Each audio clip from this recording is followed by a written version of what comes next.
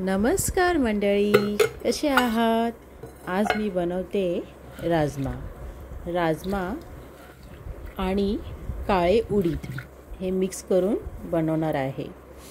काही लोक नुसता राजमा बनवतात, पण हे मी मिक्स करून बनवणार आहे आणि मी पहिल्यांदा बनवते, म्हणून काही चुकलं असेल तर सॉरी हां। आणि काही रॉंग वाटलं असेल तर तुम्ही मला कमेंट करून सांगा की कसं झालं आहे ते। तर चला रेसिपीला सुरुवात करूया।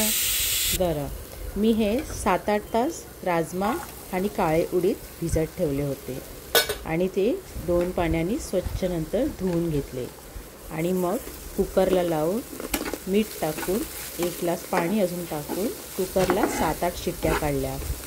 जर जास्त शिट्ट्या काढा, मध्ये एकदा काढून चेक करा, कारण कधी राजमा शिजत नाही, म्हणून त्याला परत एक्स्ट्रा शिट्टी काढून परत शिजवून घ्या। आता मी पॅनमध्ये एक ते 1.5 कांदा चांगला कट करून फ्राय करून घेतलेला आहे। त्याच्यामध्ये मी ॲड केलेले आहे धणे आणि जिरा, आणि तो पण त्याच्याबरोबर फ्राय करायचा आहे। त्याच्यावर टाकायचं आहे टोमॅटो। मी सगळे मसाले जे पण वापरले आहेत ना, ते अंदाजानेच घेतलेले आहेत। तर मी असं तुम्हाला सांगू शकत नाही की मी किती काय टाकले, फक्त मी तुम्हाला सांगते की ही वस्तू टाकलेली आहे, तर तुम्ही तुमच्या अंदाजाने घ्या, ठीक आहे। मी टाकले ब्लॅक पेपर आणि दालचिनी टाकलेली आहे आणि खसखस टाकलेली आहे। हे अद्रक आहे, लसूण आहे आणि काजू आहे 2। मी जास्त काजू नाही टाकले, जास्त टाकले तर मग ते घट्ट होणार, त्याच्यामुळे मी जास्त काजू ॲड केलेले नाही आहे। जर तुम्हाला घट्ट अशी रेसिपी पाहिजे, रस्सा पाहिजे असेल, तर तुम्ही त्याच्यामध्ये काजू जरा जास्त ॲड करा आणि नंतर शेवटला क्रीम पण पाहिजे तर तुम्ही फ्रेश क्रीम टाकू शकता। मी थोडंसं हे पाणी टाकलं आहे कारण ते शिजण्यासाठी।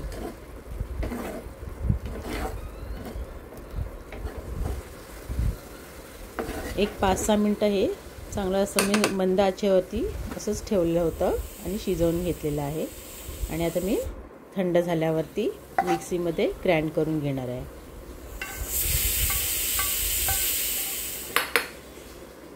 आणि एकदम बारीक पेस्ट अशी करून घ्या, दरदरीत ठेवू नका। फोडणीची तयारी करूया। त्याच्या आधी ना मी पापड फ्राय करून घेतले होते।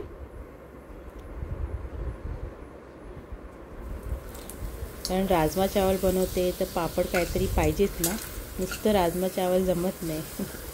त्याच्यामुळे मी पापड आणि लोणचं पण बरोबर घेतलं होतं।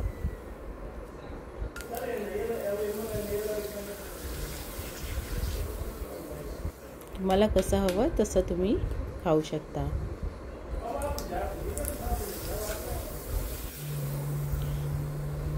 पापडसाठी मी फ्राय केला होता हा तेल, तो खूपच गरम झाला होता, त्याच्यामुळे मी तो मंद केला। त्याच्यानंतरच मी मसाले टाकलेले आहेत, कारण आपण पापड फ्राय करताना जरा जास्तच लागतो ना गरम तेल, तर एकदम तेव्हाच टाकू नका, थोडंसं कमी थंड होऊ द्या, त्याच्यानंतर मग हे मसाले टाका। मी 1 स्टार फूल टाकलेलं आहे, 1 काळी वेलची टाकलेली आहे आणि तेजपत्ता टाकला आहे आणि कांदा टाकून घेतलेला आहे अर्धा।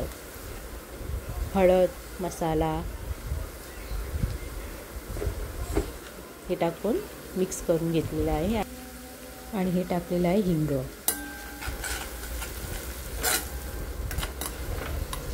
त्याच्यानंतर मी त्याच्यामध्ये ॲड करणार आहे मीठ आणि आता टाकणार आहे शिजवलेले राजमा आणि ते पण छान परतून घ्यायचे। एक 2-3 मिनटं चांगलं परतून घ्या आणि त्याच्यानंतर मग त्याच्यात मसाला ॲड करायचा। मी पण खरं तर राजमा पहिल्यांदाच बनवते, मी कधी बनवला नाही, म्हणून फर्स्ट टाइम आता बनवते आहे। तर तुम्ही मला नक्की सांगा कमेंटमध्ये की कसा झाला आहे राजमा, आणि तुम्ही पण ट्राय करा।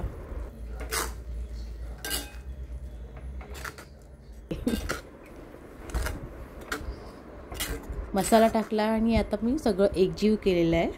आणि आता मी थोडं थोडं करून त्याच्यामध्ये पाणी ॲड करणार आहे. जसं पाणी तुम्हाला पाहिजे तेवढं. ॲक्च्युली हे पातळ एकदम छान नाही लागत. थोडंसं असं मीडियम थिक असेल तर चांगलं आहे.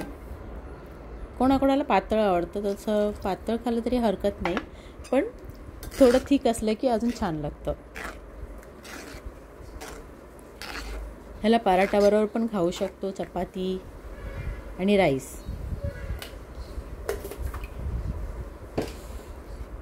मला पाहिजे तेवढंच मी पाणी टाकलेलं आहे आणि मीडियम हे थिक ठेवलेलं आहे मी. तुम्हाला कसं पाहिजे तसं तुम्ही करून घ्या. आणि मस्त आता उकळी आलेली आहे. त्याच्यानंतर मी याच्यामध्ये वरून टाकणार आहे गरम मसाला.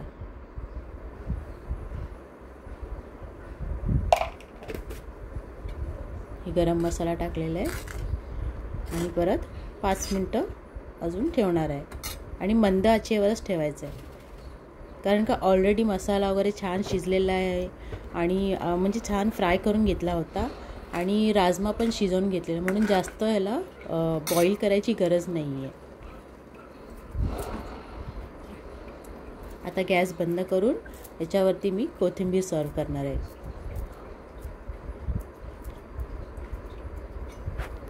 आणि सर्व करताना ह्याच्याबरोबर पापड किंवा लोणचं हे नक्की घ्या, तरच छान लागेल आणि मजा येईल खायला.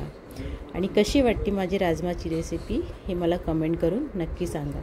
आवडली असेल तर लाईक, शेअर, सबस्क्राईब करायला विसरू नका. पुन्हा भेटूया नवीन रेसिपीबरोबर. आतासाठी बाय.